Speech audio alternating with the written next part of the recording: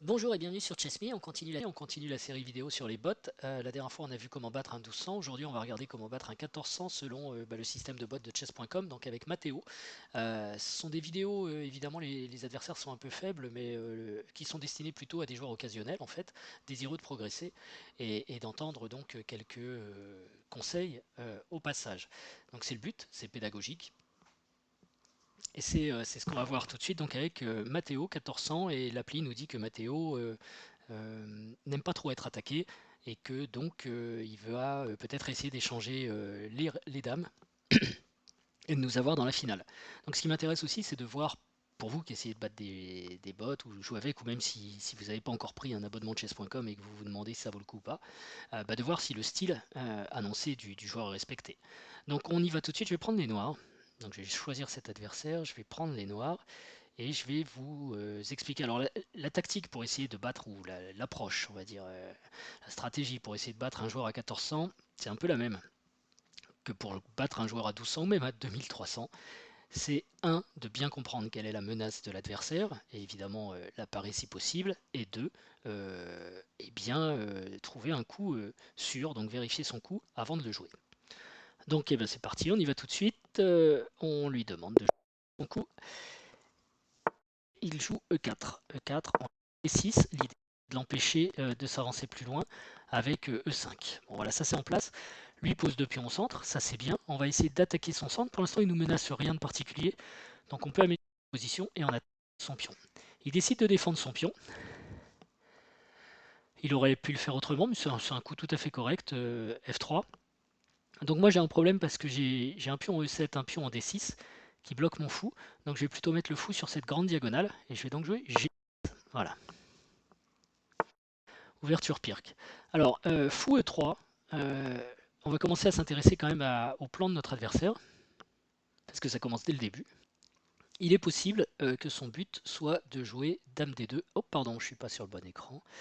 Dame D2, et de venir tout de suite attaquer les cases noires, puisque je les ai affaiblies en mettant tous mes pions ici sur des cases blanches, donc ça c'est plus défendu.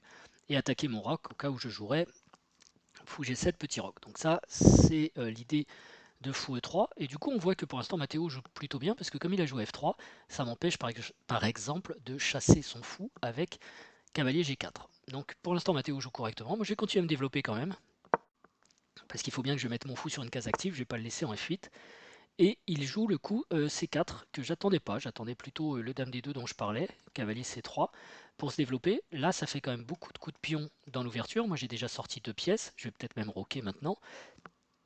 Donc attention à lui, peut-être il est un peu trop optimiste. Mais bon, on est parti sur une pire qui on peut très bien arriver après des coups comme cavalier C6 dans une est indienne en fait.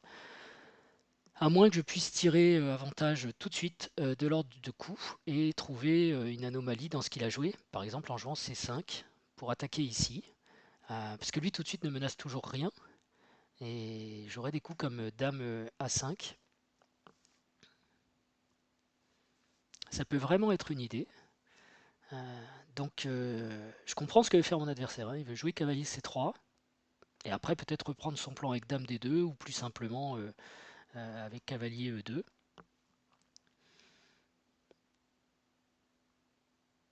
Et on voit aussi l'intérêt d'avoir joué F3, parce que du coup il a le temps de jouer cavalier, enfin il a le temps de jouer C4 pour mettre son cavalier en C3. Le cavalier n'est pas obligé de défendre tout de suite le pion E4. Donc jeu intéressant pour l'instant de Matteo. Alors moi j'hésite vraiment hein, entre le petit roc ou tout de suite essayer de contre-attaquer au centre. Je pense que c'est mieux de le faire une fois que mon roi est à l'abri. Donc je vais déjà roquer et voir où il va. Et en fait on va quitter la Pirque pour aller sur une espèce d'est indienne quoi. Intéressant ces changements. Ok, alors ça par contre je m'y attendais pas, je pensais qu'il développerait une pièce. Matteo joue quand même beaucoup de coups de pion. Et là tout de suite je peux prendre, il reprend, et je vais pouvoir le déroquer. Alors en même temps on a vu que c'était ce qu'il cherchait, l'échange des dames. C'est vrai qu'on nous a dit qu'il cherchait l'échange des dames pour nous avoir en finale.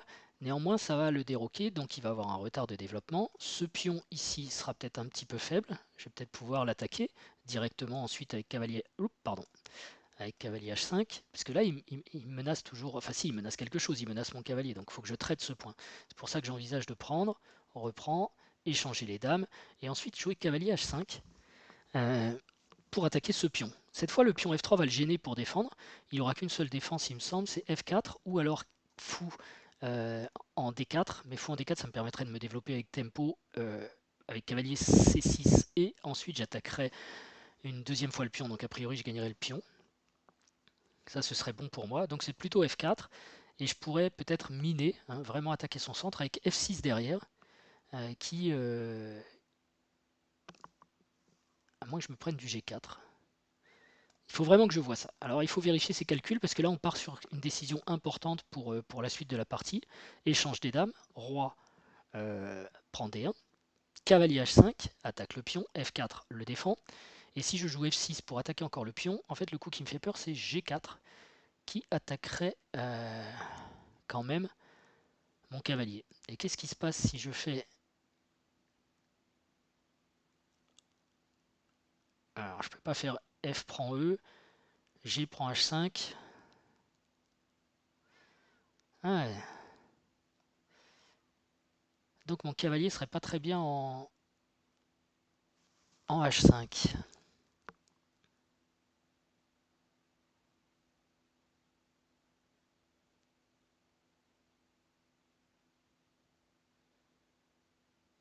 Alors si je prends pas, mon autre possibilité, c'est de reculer le cavalier.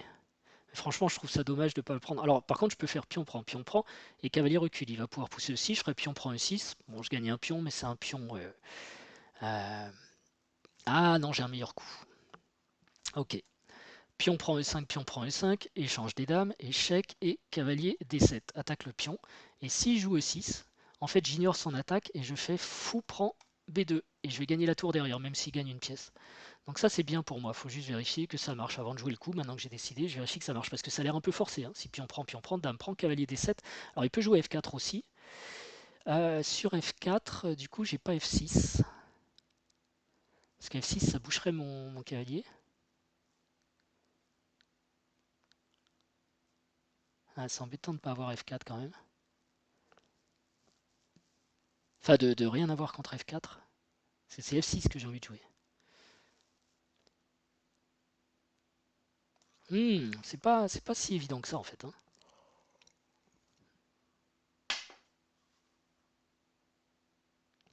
Alors peut-être dans la variante cavalier G5, cavalier H5 pardon, si je joue G4, je peux faire D prend E. Ah non, j'ai plus de pion en E. Ah non, c'est F prend E, voilà. Pion prend H5 et F prend E prend F4. E prend F4, j'attaque son fou. Évidemment, il peut prendre, mais dans ce cas-là, je gagne la tour, comme je disais. Donc en fait, sur ce coup, il est quasiment obligé de jouer fou B1. Fou B1, j'ai donné une pièce pour un pion. Fou C1, pardon. Mais j'arrive plus à parler. Donc là, je vous parle de pion prend, échange des dames, cavalier H5, F4, F6, G4. Et là, j'envisage peut-être le sacrifice. F prend E, il me prend mon cavalier. Et E prend F. Donc j'ai gagné 2 pions pour la pièce. Il faut que sa pièce recule en C1. C'est quand même pas mal de pions pour la pièce, mais je peux même gagner un troisième pion en faisant G prend H, mais j'ai pas l'impression que ça me donne un super avantage.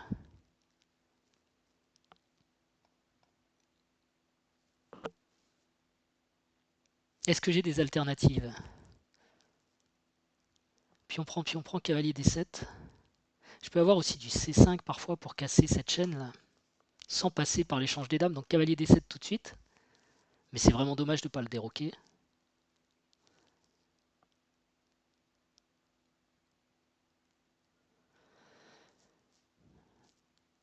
Et puis en plus, il y a des menaces de 6 après que... Bon là, ça va encore.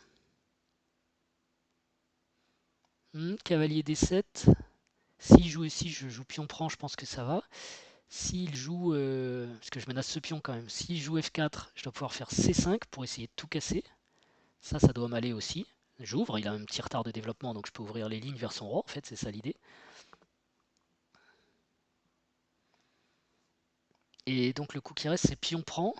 Si je joue cavalier D7, pion prend D6. Mais ça, je pense que ça me plaît. Parce que je peux reprendre avec le pion E et tout de suite, j'ai la colonne E qui est ouverte vers son roi. Et j'ai encore une petite idée de C5. Il y a juste ce fou qui est bloqué par le cavalier en D7. Dommage hein, de pas faire ça. Je regarde encore parce que c'est très forcé et il y a peut-être un coup intéressant que j'ai raté.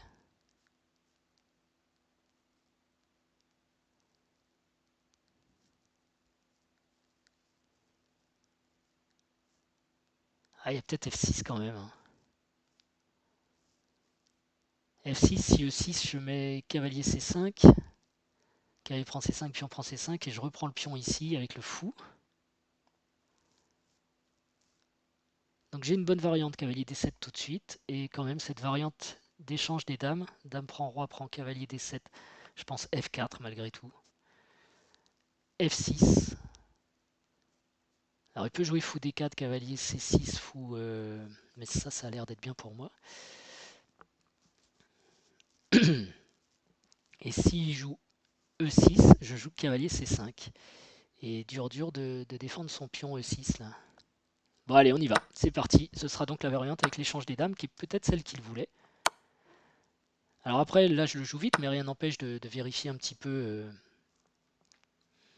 la variante en cours de route. Alors lui il dit un pas plus près de la finale. Alors il faut regarder le cavalier H5 que je regardais tout à l'heure, mais on a vu hein, quand même. Alors, sur F4, vous voyez, j'avais peur de G4, mais mauvais calcul. Parce que sur F4, il n'y a pas de G4, j'ai mon fou qui tient la case. Donc je peux jouer quand même cavalier H5, F4 et F6 pour faire pression sur le pion. Voilà, cette variante fonctionne.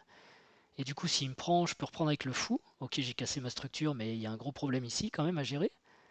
Je peux reprendre avec le cavalier aussi. Je peux reprendre avec le pion pour avoir une belle structure.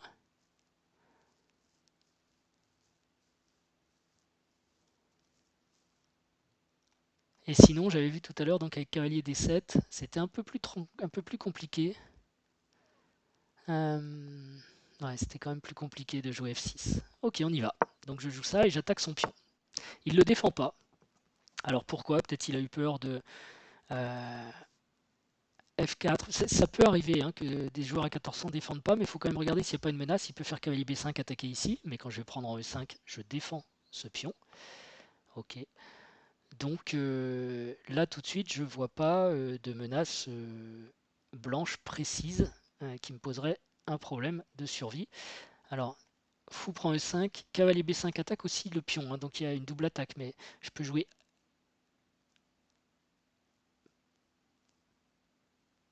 cavalier C6 qui défend le pion. Et au coup d'après, A6 pour repousser son cavalier, donc ça doit aller. J'avais aussi un coup tempo de tour D8 échec, là je peux le jouer, mais j'ai une pièce d'avance. Alors maintenant, un pion d'avance. Quand on a de l'avance aux échecs, il faut chercher des échanges, même si un pion c'est pas toujours suffisant pour gagner. Et en plus là j'ai une avance de développement, c'est-à-dire que j'ai plus de pièces dehors, hein, j'ai déjà fait le petit roc et justement ma tour va pouvoir commencer à jouer. Donc soit je propose des échanges en jouant fou G7, je peux aussi jouer cavalier G7 d'ailleurs, soit je casse sa structure de pion mais je donne ma paire de fous en jouant fou prend C3, B prend C3. Bon, la paire de fous, c'est un avantage pour lui en finale. Seulement, il va avoir toute sa structure cassée. Mais je rends un petit avantage quand même. La paire de fous, ça vaut bien un demi-pion. Et je peux évidemment faire tour D8 d'abord. Auquel cas, il jouera peut-être roi C2 et G fou. F5 échec. Donc, je me développe encore rapidement. Donc ça j'aime bien. Et s'il joue un coup comme roi C1, je peux aussi forcer l'échange des fous par fou F4 échec, parce que ce fou doit s'échanger. Donc il menace ma tour, je la bouge avec échec, donc je gagne un temps. Et il bouge son roi de l'autre côté, donc j'ai plus de fou F4 pour forcer l'échange des fous. Quoique, si, ça forcerait aussi l'échange des fous, c'est pas mal. Mais je ne sais pas si son fou fait grand chose ici. Et puis j'ai ce cavalier qui est sous pression, ça c'est intéressant. Mais j'ai pas trop envie de donner mon fou de case noire. Je vais le laisser là, il est beau, il est fort, lui il fait pas grand chose encore. Il peut venir ici. J'aurais peut-être Je vais peut-être jouer cavalier C6 d'ailleurs, comme ça je défends tout de suite le pion E7. Et si cavalier D5, je peux peut-être jouer E6 pour le repousser. Et après, je peux avoir des idées de jouer cavalier B4 pour la fourchette, ou le fou qui va venir ici, enfin pour l'instant il peut pas. Donc je pense que cavalier C3, j'augmente mon avance de développement. Mais il y a un coup qui me plaît aussi, c'est C6, parce que ce cavalier, il a des belles cases ici, et je les enlèverai tout de suite. J'enlèverai les deux cases, mais ça me paraît un peu lent. Mais c'est un coup qui doit marcher, hein. Il va sûrement jouer tour D1 pour faire un échange. Donc si je fais cavalier C6, tour D1, fou E6, bah c'est pas mal parce que j'ai fini mon développement en fait. Donc je vais jouer cavalier C6. Il joue G4, il attaque mon cavalier. Cavalier qui a deux cases, trois cases même. Il peut venir en G7, en F6 ou en F4. F4 c'est un beau trou dans la position blanche. Je dis un trou parce qu'en jouant ce coup, en fait, il a perdu la possibilité de jouer G3 et donc de contrôler la case F4. Donc la case F4, elle ne peut plus être défendue par un pion blanc, c'est devenu une case faible. Donc les noirs sont très très contents de l'occuper. Je peux l'occuper avec mon cavalier ou avec mon fou d'ailleurs pour provoquer l'échange des fous de case noire. Et si on fait l'échange des fous de case noire, je me dis que ces cases noires, donc la case F4 sera encore plus faible parce qu'il aura plus de fou pour la défendre. Donc soit je peux le mettre le cavalier tout de suite, soit le fou, et comme ça on fait un échange de fou, je mets mon cavalier en F4 et il est content, il est très fort. Bon, il peut me déloger, remarquer assez vite avec cavalier E2, mais il y a cavalier D3 échec, tout de suite ça me donne des attaques, ou cavalier H3, mais j'ai encore cavalier D3 échec, il faut qu'il me donne son fou. Donc je vais plutôt jouer pour la paire de fous, finalement je vais garder mon fou de case noire. Alors attention à mon fou de case noire, il est un peu surchargé, il faut qu'il défende C7, il faut qu'il défende F4 à ce moment-là. C'est peut-être une complexité que j'ai pas besoin de me poser. Et si je joue fou F4, est-ce qu'il peut faire pion prend, fou prend, pion prend, pion prend? Non, ça va pour moi.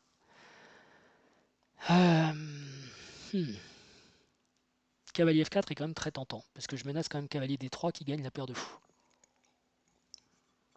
Allez, va pour cavalier F4, ça m'a l'air de tenir, après tout, il n'y a pas de raison d'avoir peur de fantôme. Il le prend, et donc à partir de là, les noirs ont la paire de fous, c'est-à-dire que j'ai deux fous qui contrôlent pour l'un les diagonales blanches, l'autre les diagonales noires, et ça fait tout l'échiquier, alors que lui, sur les cases noires, il va avoir des petites faiblesses, et vous voyez que j'ai tout de suite automatiquement des attaques sur les cases noires, je peux faire fou D2 échec, suivi de fou prend C3, B prend C3 qui casse la structure, et c'est moins grave pour moi que tout à l'heure, parce que cette fois je lui donne pas la paire de fous, je rends la paire de fous, mais contre cet avantage je gagne tout de suite une structure où les pions vont pas pouvoir se défendre, je pense que c'est le mieux pour moi. C'est le plus forcé. Ou alors je peux tout simplement reculer mon fou, mais alors il va peut-être s'étendre avec F4, il faudra que je bouge encore mon fou, bon j'aurai possibilité de venir là, il va faire fou G2.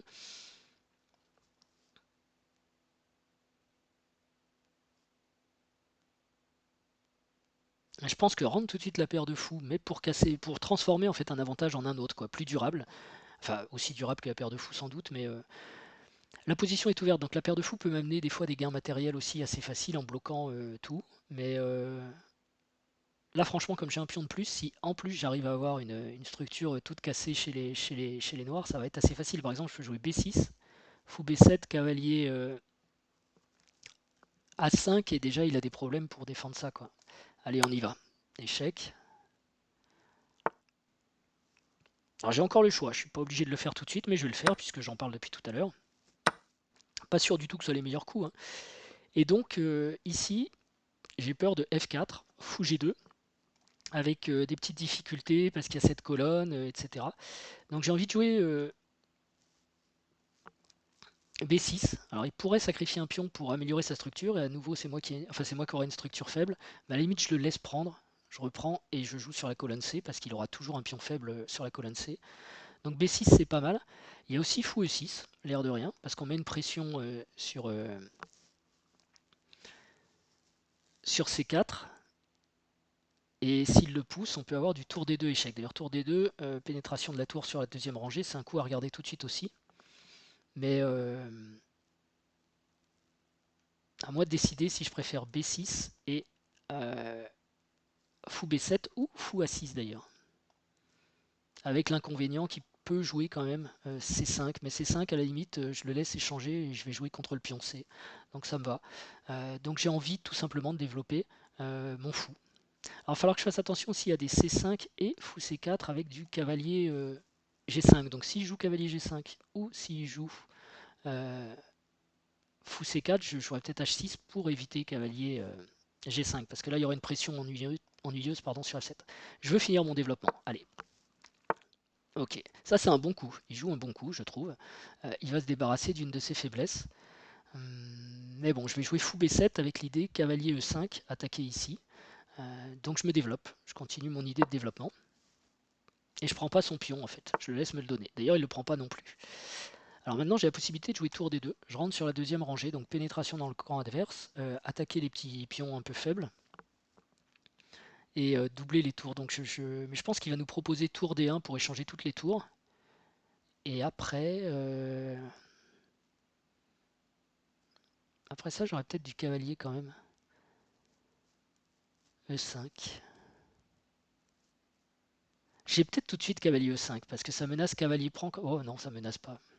Il y a pion prend, fou prend H1, tour prend H1 et en fait il a gagné deux pièces pour deux pièces contre deux pièces contre une tour et un pion. C'est plutôt égal mathématiquement et plutôt à son avantage parce que ces deux pièces c'est quand même plus fort qu'une seule. Alors est-ce que je mets cavalier E5 tout de suite avec l'idée de venir en D3 pour essayer de gagner son fou? C'est quand même sa meilleure pièce aujourd'hui. Et si je joue tour D1, malheureusement je peux plus faire tour D3. Cavalier D3, fou D3, tour D3, non, j'ai pas de fourchette intéressante ici. Je peux toujours prendre le pion, mais je suis vraiment pas très intéressé par ce pion. Je préfère qu'il me prenne, qu'on ouvre la colonne C et que je joue contre celui-ci. Mais après un échange des tours, évidemment, je pourrais plus le faire. Bon, tour D2, ça paraît tout à fait normal. Ah, ça, je m'y attendais pas. Donc je vais défendre ma tour. Ma tour est attaquée, hein, attention. Donc je peux la défendre en activant une tour qui ne jouait pas.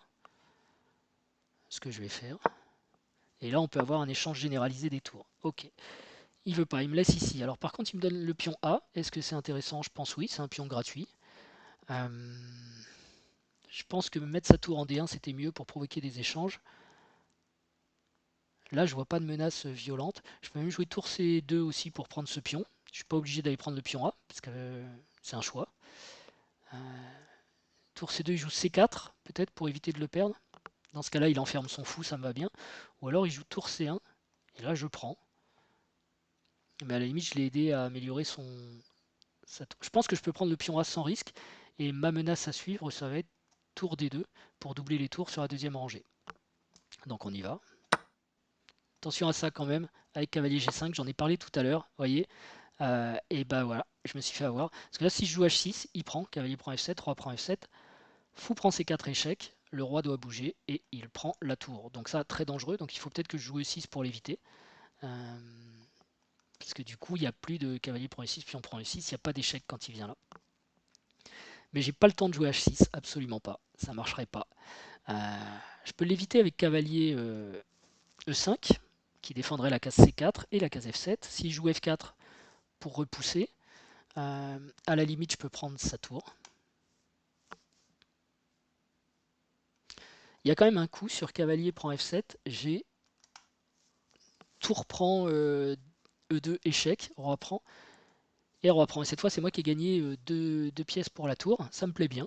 Donc il n'y a peut-être pas d'urgence pour moi. Je peux peut-être jouer H6, mais il va peut-être recycler son cavalier en E4 et ça m'empêche de jouer tour D2. Ça m'embête ça. Peut-être je joue tour D2 tout de suite. Sur cavalier prend F7, je peux prendre le fou. Et si fou vient en C5, là j'ai un problème quand même. Ah, en C4, pardon. Ouais, fou C4, c'est aussi une menace assez forte. E6 c'est passif.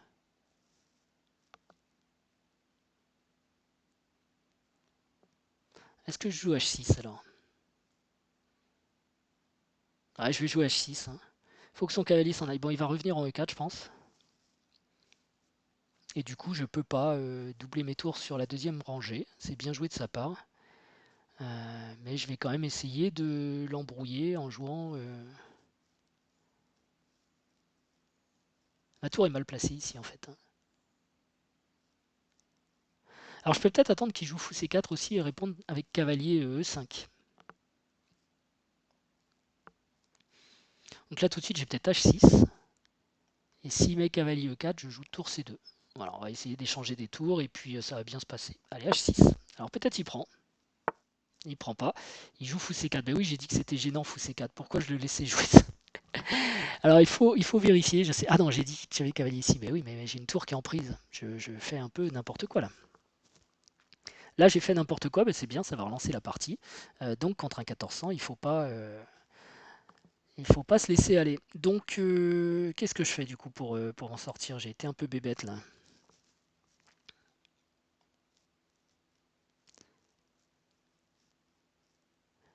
Je vais peut-être attaquer un pion pour moi aussi prendre un pion. Comme ça, il prend un pion ici et moi j'en prends un là-haut et puis on fait l'échange. Ça a l'air d'aller ça.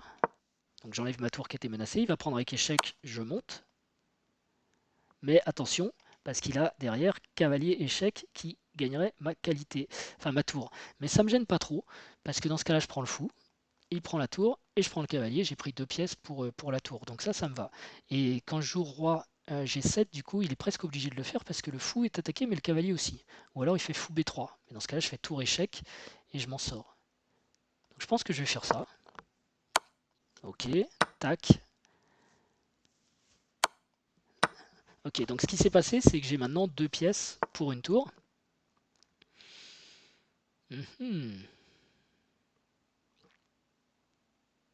Et il va peut-être essayer de me mettre dans une situation difficile. Alors j'ai peut-être tour F2 qui attaquerait ce pion, il attaque ma tour, hein, donc je dois la bouger. J'attaque ce pion 2 fois avec le fou et la tour, mais alors attention parce que par exemple si je joue ensuite tour F1, je fais tour prend, fou prend, il joue tour F1 à nouveau et mon fou est cloué et je peux pas le défendre. Donc c'est peut-être juste l'occasion de faire des échanges, mais pas l'occasion de gagner un pion. Ceci étant, quand il fera pion prend, j'aurai un beau pion passé ici. Mais B6 sera difficile à défendre aussi. Bon, tout de suite, il faut que je bouge ma tour de toute façon. Donc, tour F2 est une option. Et si je joue tour F1, bah, peut-être on fait un échange et après j'avise. Parce que la paire de tours, en fait, 2 tours, c'est fort aussi. Alors, ici, il prend un pion. Je pourrais prendre et menacer une tour. Le truc, c'est que quand il va prendre en C7, il menace mon cavalier et après il fait une dame. Donc je vais peut-être pas m'exciter, faut d'abord, c'est une menace plus forte, faut d'abord que je reprenne. Je peux quand même prendre avec échec et ensuite gérer ça, parce que je vais être fort. Donc je gagne un pion, échec. Maintenant je peux même gagner sa tour, fou et 4 échecs, le roi doit bouger, et je prends la tour, mais toujours pareil, qu'est-ce qui se passe après pion prend C7? Si je peux pas prendre en C3, il va faire une dame. Donc je vais pas trop provoquer l'irréparable. Euh, De toute façon, j'ai 2 menaces, hein, parce que je menace cette tour avec fou E4, mais je menace aussi l'autre tour avec tour F2 échec par exemple, et là il y a une découverte. Maintenant, est-ce que je prends avec le pion C? Et je dois être capable de répondre à la question après des coups comme tour A8, tour A1, A5, tour B1, comment je défends le pion B, mais je pense que je peux le défendre tout simplement avec tour F6. Donc ça va. Et j'ai du coup un beau pion passé soutenu, donc je fais ça. Et sur C4, j'ai des coups comme cavalier E6, cavalier C5, ça c'est une belle case pour mon cavalier aussi. Ok, donc il enlève la tour qui était menacée par tour F2 échec et il défend la case E4 qui était celle de fou E4 échec évidemment. C'est bien joué de sa part. Alors par contre j'ai quand même une double attaque ici, je peux attaquer son pion et menacer de faire fou E4. Mais je vais peut-être pas m'exciter trop sur cette diagonale, j'ai des faiblesses dans ma position, ce cavalier est très mal placé par exemple, j'ai vraiment envie de l'emmener ici, où il pourra soutenir l'avancée du pion E par exemple. J'ai aussi tour F2 échec qui ramasserait encore un pion.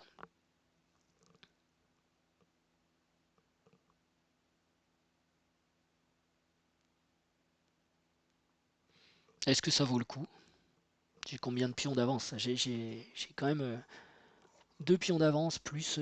j'ai déjà assez de matériel pour gagner en fait.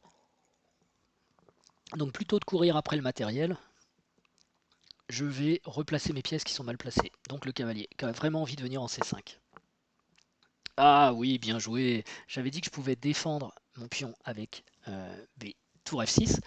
Mais maintenant que le cavalier est là, évidemment, je ne peux plus. Alors est-ce que je peux trouver une... Je peux jouer à 6 plutôt que à 5. Comme ça, quand il attaque B6, je jouerai euh, B5. Mais il fera encore C4 derrière. Mais là, j'aurai peut-être du jeu avec du cavalier D4 qui rentrera en ligne de compte. Ça devrait peut-être aller. Allez.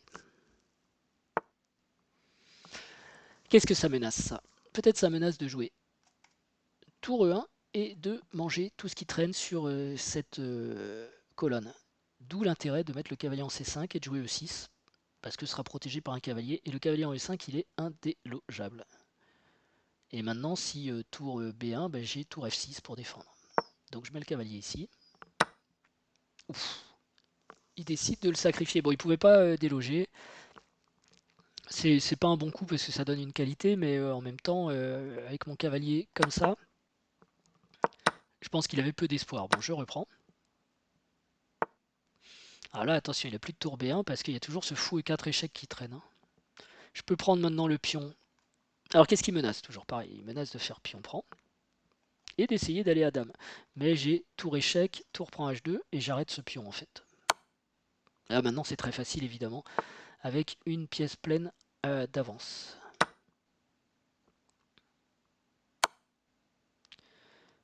J'ai deux possibilités. Alors mon roi est attaqué, j'ai deux possibilités. Je peux le monter en E6 vers le centre ou l'amener ici pour défendre H6. Mais H6 est déjà défendu par la tour. Et à la limite, on dit en finale, il faut remonter le roi vers le centre. Donc même s'il fait échec, je pourrais encore venir ici, je serai à l'abri et mon roi aura trouvé une meilleure case.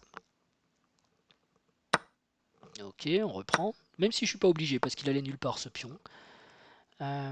Ok. Donc là, son roi menace de prendre mon pion. Donc à la limite, j'ai deux possibilités. Je peux défendre avec la tour ou avec le roi. Il pourrait y avoir tour échec et roi C6. Le roi est à l'abri, le fou est un peu coincé. Ça, c'est dommage.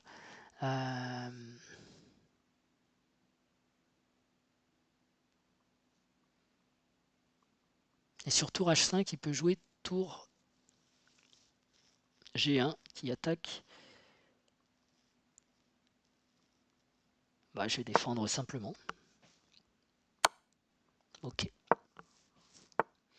Donc maintenant, il menace ce pion. C'est vrai que je m'en sors pas beaucoup avec toutes ces menaces. Je vais peut-être d'abord repousser son roi et améliorer ma tour. Ça, j'ai le droit de le faire. Échec. Ma tour est un peu mieux que tout à l'heure. J'ai toujours des coups comme tour H7 pour défendre le pion. Mais comme il a remis le roi sur la colonne D, je peux tout simplement bouger mon roi. Alors je peux l'emmener au centre. Roi D5, je vais peut-être prendre du C4. Je vais libérer peut-être la diagonale de mon fou. Donc jouer simplement roi D6. Je défends le pion qui était attaqué. Et je vais pouvoir sortir mon fou.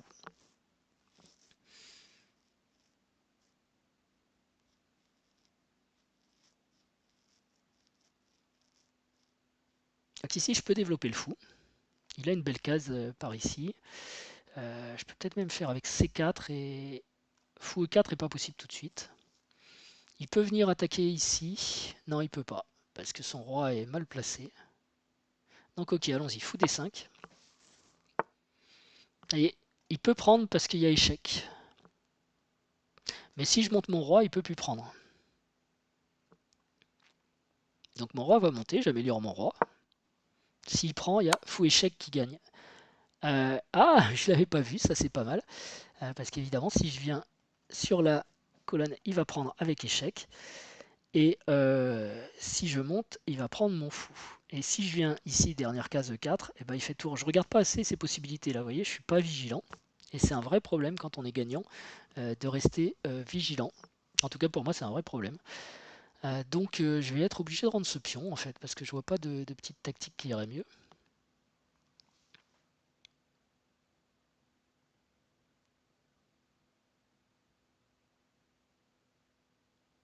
Ouais. Ok, bon bah bravo à lui. C'est dommage parce que c'est un pion dans lequel je mettais beaucoup d'espoir. Et on va essayer d'éviter de perdre tous les pions. Donc je défends déjà tous mes pions. Ok, échec. Attention, on pourrait aller le mater par là. Si par hasard il jouait roi, s'il avait joué roi A3, il y avait tour A2, échec et mat.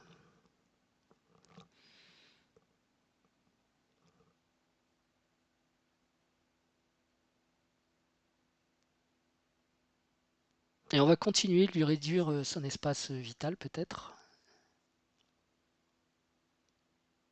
Essayer de monter pour aller au mat tout simplement. Comme ça. Hein.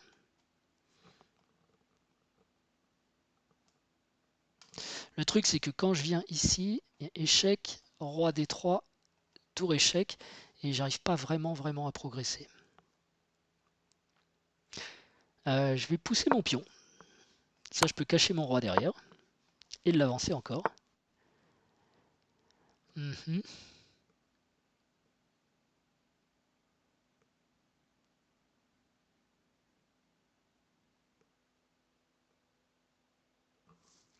Je peux aussi pousser celui-là.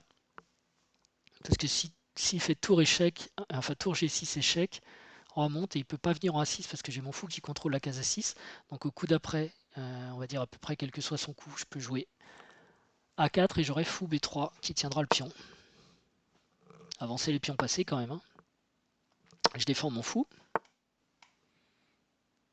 Et je pousse mon pion pour qu'il disparaisse pas dans la nature. Alors, il y avait tour C7 aussi. Donc fou B3. Et là, on va pouvoir renouveler peut-être des petites menaces de mat. Alors, il faut faire attention quand on fait ça que son roi ne se retrouve pas en situation de patte, c'est-à-dire qu'il ne puisse pas bouger. Après, par exemple, un tour prend B6, roi prend B6, et boum, son roi est bloqué. Mais là, c'est pas le cas, parce qu'il y a ce pion qui peut bouger, et le roi qui peut bouger. Donc, j'ai pas peur. Je menace roi prend C3, qui menace mat. Et quasiment imparable. Il faut qu'il fasse... voilà, il donne la tour. Et là, encore une fois, il faut regarder. Si tour prend H7, est-ce qu'il est patte? Non, parce qu'il peut aller en B1. Et ben, ça a été laborieux. J'ai trouvé quand même que ce joueur était plus coriace que le précédent, puisque ici ça va être échec et mat, puisque j'ai même raté des coups, et ma foi, il aurait pu me poser problème. C'était intéressant, j'ai fait des erreurs, ce qui veut dire que même lorsqu'on a affaire à un joueur, on va dire, plus faible et qu'on est en position de gagner, il faut toujours rester vigilant aux échecs. Le danger est partout. Donc, 91, c'est pas trop mal. Il y a eu quelques coups inexacts, mais pas de faute ou de gaffe de ma part. Lui, il a fait une faute, une gaffe sur une partie qui a été assez longue. Pourquoi pas, quoi. Bon, on voit qu'il s'est planté dès le début et ensuite on est resté à peu près au même niveau. Fou G7 était un bon coup. Ça, c'était un bon coup aussi, d'accord. J'ai quand même longuement hésité à échanger les dames. Et donc après tous les échanges, vous voyez, le fait que son pion soit en prise, ça choque pas du tout l'ordinateur, hein, dans un sens ou dans l'autre. C'était la bonne décision. Enfin, c'était une bonne décision. Et ouais, le jeu des noirs, ça va. Juste là, j'ai donné le pion G bêtement, mais ça n'a pas l'air de catastropher non plus notre ami. Ouais, donc en fait, tous les coups vont à peu près, si on en croit, l'analyse qu'il vient de nous montrer. Voilà, bah, j'espère que ça vous aura aidé, que ça, dans votre progression du moins, pour les joueurs, on va dire, occasionnels, que ça vous a plu. Et bah, la prochaine fois, on regardera comment battre un joueur à 1600. Voilà, je vous remercie et je vous dis à très bientôt. Ciao!